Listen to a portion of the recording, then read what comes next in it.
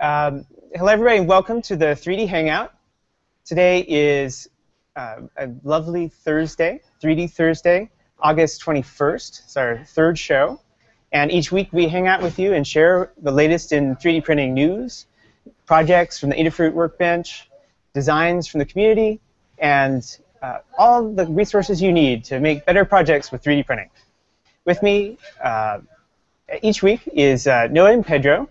And I'm the host, Matt Griffin, here in the heart of the Adafruit factory. So hey, Noe and Pedro, how you guys doing? We are doing pretty good. Hey, Matt, what's going on? Yeah, I'm Noe Ruiz. Hi, everybody. I'm a designer here at Adafruit, and joining me is Pedro, my comrade. Hey, guys, I'm Pedro Ruiz, the creative technologist here at Adafruit. Yeah, so we have a pretty cool show for you guys set up. And Matt, why don't you go ahead and tell us what's coming up? What is coming up? All right. Well, first segment, we got what are you prototyping? Yeah, this is where we show you what we're currently working on. Maybe it's on the build plate, maybe it's in CAD. 3D news. Right, every week we scour the net, find awesome stories to bring to you. Ooh. Weekly project. We have an original weekly project video for you featuring Adafruit stuff. That's right, this week, DIY filament. Ooh. Layer by layer. So we're literally breaking it down this week to show you all the sort of things that make this project awesome. And finally, the community spotlight. We love to highlight and sort of share with you great people and great projects that are making the DIY community just awesome. That's right, this week, pioneers in DIY filament. Yep, so we share what's on our build platforms at the moment, share sneak peeks of future projects we're up to, and throughout all of this, we'll keep on printing each week and bring you new stuff to share. Right. So first things, our new part that we broke out of the way we were presenting news last time. We want to share about things that we're up to. So what are you prototyping, Noe and Pedro? So this week, Pedro's got something really special for you guys. Pedro, what is this massive thing? That's right. Last week, I was challenged with building a Daft Punk helmet. And after a couple days, we got a working prototype. Oh my God, this is a record-breaking print. This is a massive print. This is like the biggest thing you can print on the TAS4. That's right. It's 297 by 275 by 250. It's all in one piece. Giant helmet here that we're going to be showing off in a year. That's fantastic. As you got towards the end of a print that long, were your heart sort of racing sort of more and more? And because we ran out of filament several times, so this was like the third time that we tried. We actually had to use a 3D printing pen to sort of fuse two spools together because we just kept running out. Oh, that's great. On a future segment, we should share tips about using 3D pens for things other than trying to make Eiffel Towers, which I found very difficult. Yeah, it's a nice big giant print. It's a little bit scary. We have my son freaked out when I put it on. Yeah, but I'm working on a different project. We like to tackle 2 different projects in a week. So this next project is something in collaboration with Becky Stern, our director at Wearables Electronics. She came up with this cool idea to make her own UV cure using UV LEDs. And we carry this promo proto in the shop, and everyone loves this little thing. It's great for making different types of circuits. And the task was sort of to make an enclosure that would securely hold all the components. And this is what it looks like with the lights turned on. Basically a black light. It looks really cool. And right now I'm just going to jump into some CAD and kind of highlight some things that made this project really cool. So this is Autodesk 123D design, and this is like our favorite tool that we use for multiple reasons. It's available in a lot of different platforms. It's free to download. It's really powerful and really easy to use if you use Tinkercad or something similar. It's basically like, yeah, it's like a baby inventor, but it's optimized for 3D printing. So in this circuit, I created this little tray that mounts to the promo proto with the 2 mounting holes, and there's like little standoffs here to elevate the board. And the cool thing about the enclosure is that I have this little lip here, right? And typically what I do when I make a little lip is this is where the PCB can just rest on there. And you see there's these little tabs that extend out. Usually what I do is just throw a chamfer on there and be done with it. But this time I was able to use the loft tool and project and sketch onto the wall, so I make this like super optimized part for 3D printing. How do you choose the form factor for it? Because I mean, it's not necessarily like hands. Yeah, it'll fit 4 fingers. It's mainly for traveling, so it's a nice compact little UV lamp. And another cool thing is that we like to make our stuff really kind of polished and fine-tuned, and by doing that, we like to hide the wires. So in this case, I made a little channel so that the power wire can route through this little channel and goes into the bottom base here. And it's a 5-piece design. It's all assembled with machine screws, and you can see through the material there that that's a PowerBoost 500C that provides enough power, and there's a beefy lithium polymer battery.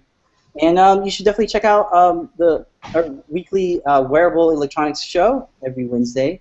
2 p.m. At 2 p.m. Yeah. Great. And so was this one on this previous week or the upcoming week? This will be in probably 1 or 2 weeks. Oh, great. Yeah. Oh, thanks for the sneak preview. Yeah. So I've been up to a bunch of things, including I've mentioned a couple of times in the previous shows the project We the Builders, which is a project, sort of an art project that people are printing out cubes of a very large statue and all sending them to Baltimore for Todd Blatt to glue them together to make a tremendous Ben Franklin. And all the parts are claimed. Everybody's finishing them up and sending them in. So I've got my packing list, and I've got 7. There's a kind of leaderboard, and so my 7 will stand as a pretty good number because there are no more parts. But definitely, at least one person smoked me and did like 12. Try doing the different. I don't know. I have these little bits of interest. I'm looking forward to seeing how the whole Ben Frankenstein image looks when it's all together. I am also working on my on a guide to Octoprint and lots of features, because we have a lot of handy things in the Adafruit store that has me excited about sharing some configuration tips and sharing the numbers I've been tuning for how to run my TAS and PrinterBot Simple. Like we have the long leads for the Pi cameras, for example, giving you kind of more options of where to mount the cameras, which is very handy. Yeah, so that's what I've been up to. So why don't we dive right into 3D news? Because we have a bunch of things to share. So I'm going to dive right in, and we will share about it. Let's see here. Great. Okay, so this morning, each morning, you've been probably noticing on the Adafruit blog, if you've been watching it, there are back-to-school posts from a lot of the bloggers here at Adafruit. And they tasked me with doing some 3D themed ones each Thursday. So I did a couple here.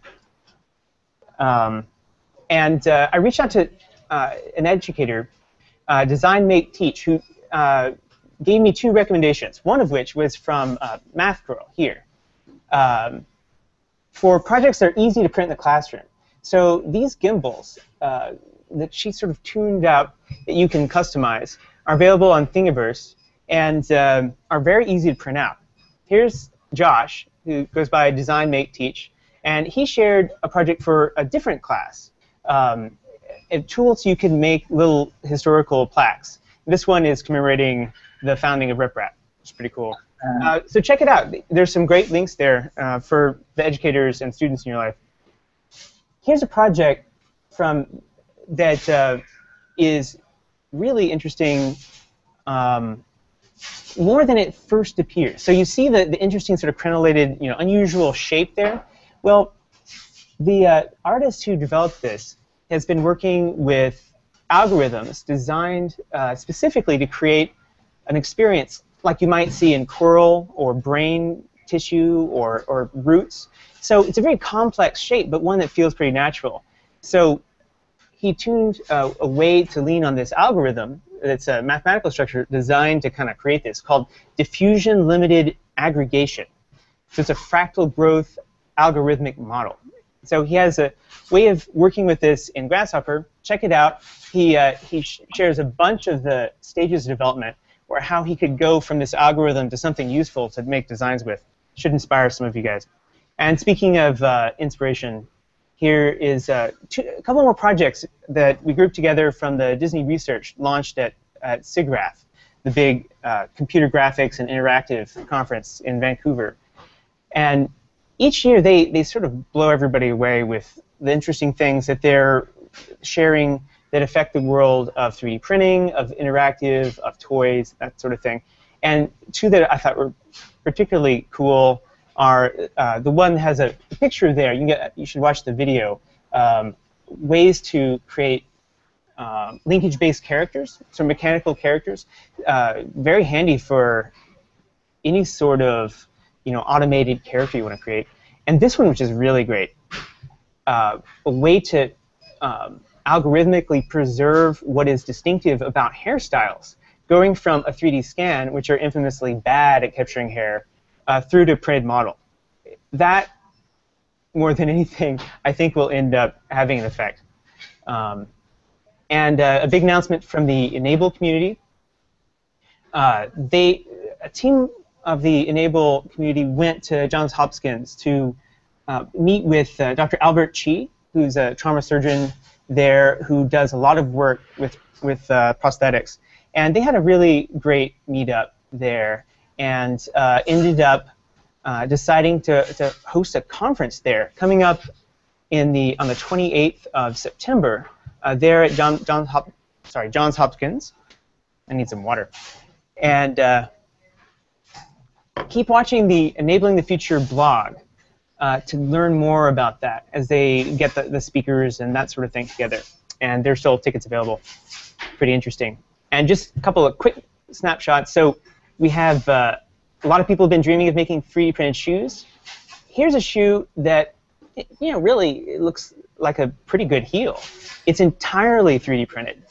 There had been a while where most of the shoes that looked really cool and fashion forward were hybrids of a lot of different techniques. In this case, they found a solution using flexible filament to make a shoe that I can imagine fitting with a lot of outfits. And this is something I'm just starting to look into that I just stumbled on yesterday. So it's a project not just to make like a 3D printed house. We've covered a bunch of 3D and architecture stuff on the Adafruit blog. This is an attempt to do an entire estate. This is a crazy ambitious project. I'm really hoping that they'll succeed because it's so crazy bold. They're going to make a swimming pool. They're going to make a pool house. They're going to make a dwelling that's a 4-bedroom home. There really has not been anything that has accomplished this much yet. So we'll see. So these are some of the snapshots of things that we shared today on the Adafruit blog.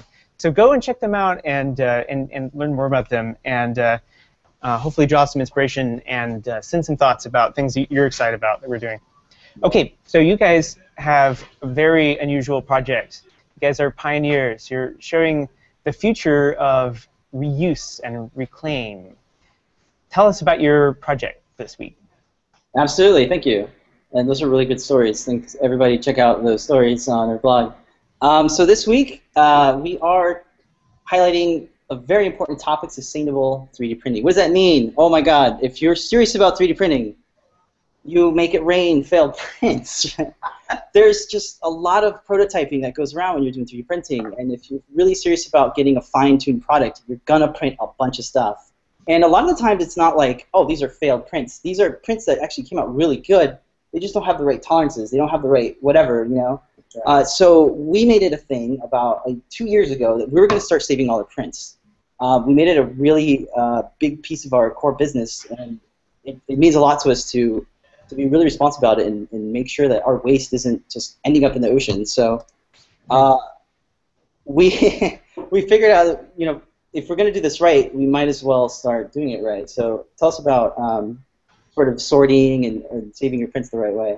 I really love this photo, by the way. I showed this to my wife to try to explain why I had a box of failed prints. Like, yeah, that looks great. You should do that. You're not doing that. And these are just shoe dividers that we picked up at Target. And really a cool way to kind of figure out how much your prints actually cost or how much waste you're actually producing is to use a little bit of math.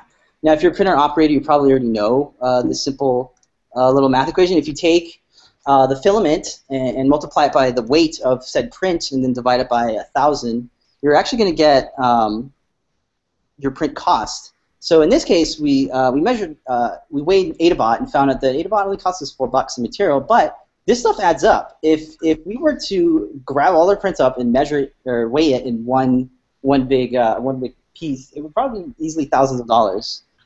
So this is a cool way to just kind of gauge how much money you're actually spending. So the superstar of the show today is the Filabot. We love the Filabot. Yeah, that's Very right. cool. A lot of stories out there on, filament recycling, little machines that you can get, but it's all Kickstarter stuff. These guys have already gone through that and filled all their orders, and there's a buy button that you can actually click on, and it'll arrive. So and the main reason why we got this, guys, is because it's ready to go. I mean, you don't have to assemble it; it's just ready to go. And it's, put it this way, like it's basically a personal recycling manufacturing unit, right? And these things, if you go to a recycling center, you see these massive machines. They cost hundreds of thousands of dollars. You can get this thing that's literally under $1,000, and it can make you filaments. How much would you expect to pay for a professional one? Like 10 times that? 50 times that? Usually it's custom, and it's a lot of tooling. It's way over what you would think. It's one of those things where it comes with a service. The team that comes down and calibrates it for you. It's like if you got to ask how much it is, you probably can't work. So one thing we had to figure out was how to process our failed prints. You just can't chuck a print in the damn thing and expect it to go. You really have to figure out a good way to crush it down into a usable material. So the fun part about it is just smashing your prints. I love breaking things. I don't know why. But anyway, another tool that you could use is a wood chipper. Who would have thought, right? Pedro, where did you get this wood chipper? Yeah, so this is like a $200 wood chipper you can get at Amazon, and it's electric. Electric works really great for getting all your big pieces down into more manageable chunks. As you can see here, we're using just a tarp bag to catch everything. Yep, so that just there. Yeah. And really, what you want to get to is you want to get to this fine mulchy type material. And I think you're going to siphon through some of the big chunks, and you want to make sure you throw them back in there and keep kind of grinding away. And this isn't. This isn't super easy, but if you're really serious about it, you can totally do it. And we have a guide on the Adafruit Learning System that talks about all the details on on temperature settings and things to be aware of. Pedro, what's going on here? It doesn't just shoot out at you. It's like Spider-Man. No, we're going to cover this in the next section, but yeah, here we're just extruding, sort of making the little anchor that's going to pull it down into the spooling it down on the floor. We'll talk more about that. And that's how you fill it in. This has got a little hopper on the top. You fill it up with the mulch, and there it is, kind of extruding out. And you have to sort of make sure that the coil is properly kind of forming on itself. And we were able to get it to exactly 175. Yeah, with the tuning, it went from 1.54 down to 175, and they offer a 3mm extruder nozzle too for that. Okay. And here we're just hand spooling it. You can build a little automated spooler with a drill and a little part that would go inside this filament spool. Cool. Let's just jump into our layer by layer segment. Yeah. So as we said before, sorting is going to be the first thing you're going to look at, and you really want to grab prints that are nice and clean, meaning there's no paint on them, there's no adhesive left over on them. Just use common sense. If you're going to recycle something that's dirty and has paint, you're going to get that in the filament. So some of the stringy stuff that we have there in the background, you probably could use it, but we didn't end up using it because it's just a little bit more hassle to manage that. And of course, we're talking about sorting. We had quite a few prints to sort through. And, it is a time-consuming process, but we think in the long run it's going to... Yeah, so it's definitely... Are those shoe sorting? Yeah, they're shoe dividers. Yeah, they're shoe dividers. They're like $5. Awesome. Yeah.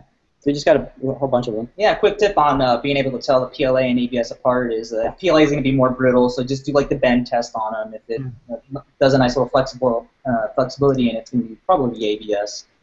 Cool. And tools, you want to have the right tools for the right job. We carry just about all these tools, and our favorite one, the mallets. You're going to use this one quite a bit because you got to crush your stuff.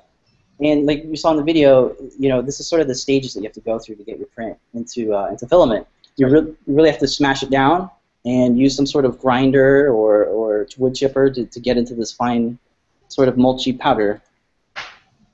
And there was just characteristics between PLA and ABS. The PLA we found to be a lot more easier to break down and turn into wood chip or into plastic chips that you can be able to feed into the Filabot. The ABS is going to require, even this is after being ran through the shredder, you still got lot of like hairy pieces that you're gonna have to cut up with Okay. either scissors, the super scissors that we have, or they're also working on another product called the reclaimer that'll be able to watch out for that. get that down a little bit more. Yeah, I'm going to share photos of the reclaimer in the next segment. Yeah, very cool. Just a quick tip about the hopper. You don't want to overfill this thing. Pedro, tell us about what it's actually doing in there. Yeah, so it's actually a feed screw that's turning, grabbing some of the pieces, pushing it through into a heated chamber, and then extruding it out. So as it's sort of turning, it's tumbling what's inside the hopper, and sometimes some of the material can overspill a little bit. You just use the brushes that we have in the shop and sort of brush those away. Okay. And sometimes the material has a tendency to also stick to the walls, so you want to just brush that off too and keep it stirring also. As it heats up, it'll tend to plump up just a little bit, not where it's like super melted together, but you just stir it a little bit and it'll break up into chunks. Just a quick tip to sort of have the material continue to get into there. Pretty cool. So where in your home do you set this up? Do you set this up like in a garage or that kind of thing? Does it produce a lot of dust or anything you're worried about? It produces a lot of noise, but not a lot of dust. You can leave it unattended for a minute. You want to talk about that? Sort of. Yeah. So after you get the coil, that's after you've already got the coil down. So here we're showing. We're just showing how to make a little like a horseshoe shape to sort of make an anchor that'll pull all the filament down and sort of coil it onto the floor. Okay. We are measuring after it coils a couple times. You want to make sure that the temperatures are producing the desired diameter effect. And raising it like a couple 5 degrees or lowering it's going to affect the diameter based on the environment where you are. Oh, really? Yeah. So what is the size of the diameter of the nozzle itself where you start? So it's at 175 that we're using right now. You can change it, right? You can swap it out for a 3 millimeter one. And cool. Temperatures that we found was like 190 for PLA. Is working really good. It's giving you a consistent 175 diameter. And then quickly, some of the issues that we came about when extruding. Yes. So when you're measuring your coil down there, try to not move nothing that's extruding because you can cause little kinks and bends. Sorry. I came in and I was like, oh, this is cool, and I just destroyed like a whole freaking hour's worth of printing. My bad. But you have to learn. So, Pedro, is there a way you can fuse this stuff? Yeah. So I'm guessing you can just cut those two parts, and like we did with the helmet, you're able to just use a little pen, heat it up, use the nozzle, and just sort of 3D pen. 3D pen, yeah. Sorry. Sort of heat up both parts and just use them together. Cool. We talked a little bit about. It sounds like you have to really babysit it when you're actually working on extruding filament. Is that sort of a full-time thing? After that, I left it for I think like 2 hours and. A pound of filament was waiting for me after. So yeah, it's just like 3D printing. You gotta babysit the first couple layers, make sure it's all going, and let it do its thing after that. Well, then printing. How good is this stuff? This is pretty good stuff. If you're able to get really good clean filament out of it with no bends, it's just good. I didn't have to change any of the settings on there. The retraction stuff was all the same. Yeah, and just real quick, people are going to be asking, how long does it take to make maybe 1 pound of material? How long does it actually take to make? So at 175, a pound took about 2 hours. I think a millimeter will take about 45 minutes, but it's pretty fast. Yeah, a lot faster than ordering, from Amazon or whatever. Yeah. So now you have a kind of a time to filament sort of ratio. If you were wanting to print a bunch of products that really, kind of suit this kind of filament, how much time would you allow for producing the filament? Would you plan for like making twice as much as you need and sort of work the hours back from there? So I think what it's going to start off of, what they've already started doing is having different like bags of like different stages of processing material ready to go, like a bag that's already crushed up or a bag that's already ready to feed into the Philibot, because that's drastically going to cut down your time just having the process already ready to go. In terms of time, we're going to think that a lot of the recycled filament that we would use would be for prototyping, just that we're not reusing or using new filament for that. We'll use the recycled stuff for all the prototypes. Yeah, and for final prints. For final prints we'll use. Oh, that's handy. That's handy. Yeah. So it really is like draft printing material, like kind of like foolscap for printing, that kind of thing. All right, so I wanted to share about some of the other machines and people sort of entering the scene who are sharing about how to do DIY 3D printing. They're building machines and systems. You guys ready for me, or? Yeah, we're ready for it. Let's do it. Okay. So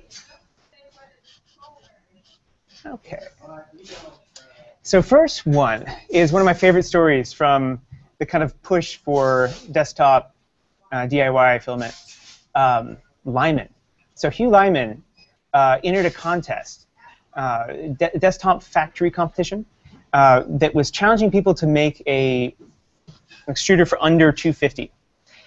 And this is actually the second version, because the first version he finished and he submitted it. He's a retiree, who was 83 at the time, and it got rejected because it didn't meet the numbers, because he had like custom milled some things with some machining tools he had access to. So we went back to the drawing board and finished a second model in time to finish the contest, and he won it.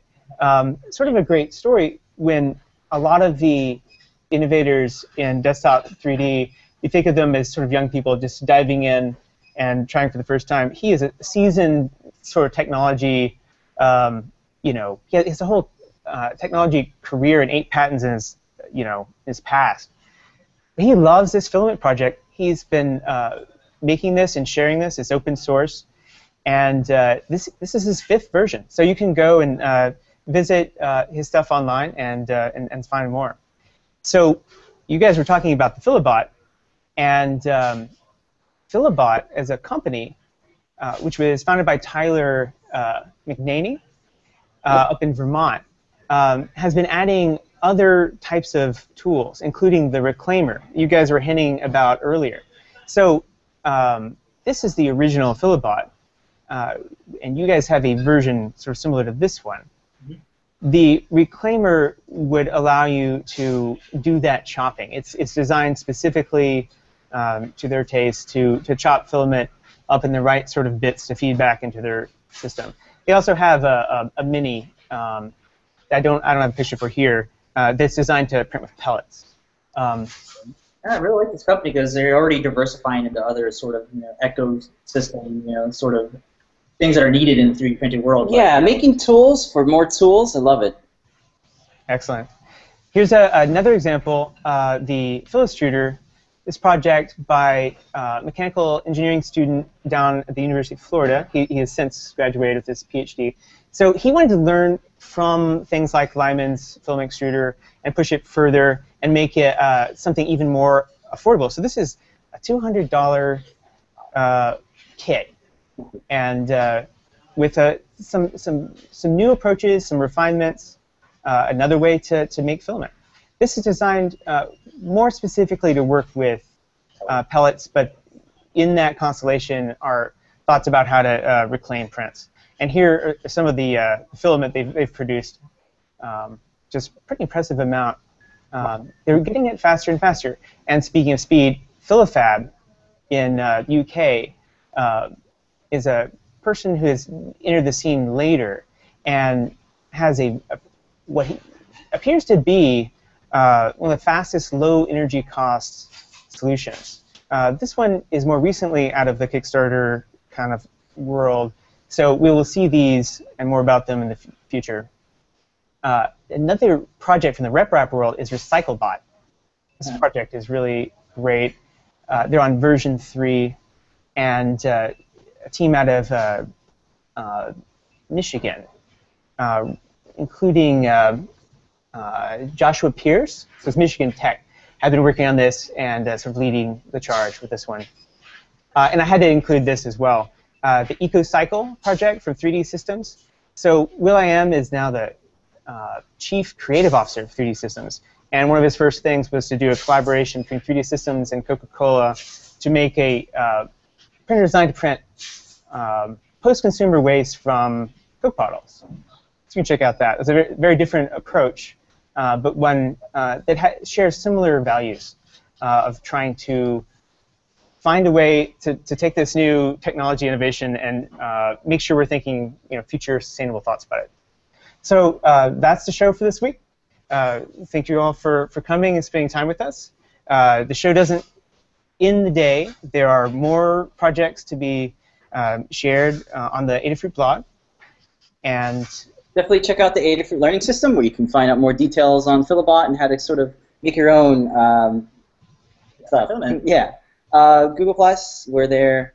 Again, check out the blog, and we're on Twitter, Instagram, and Thingiverse.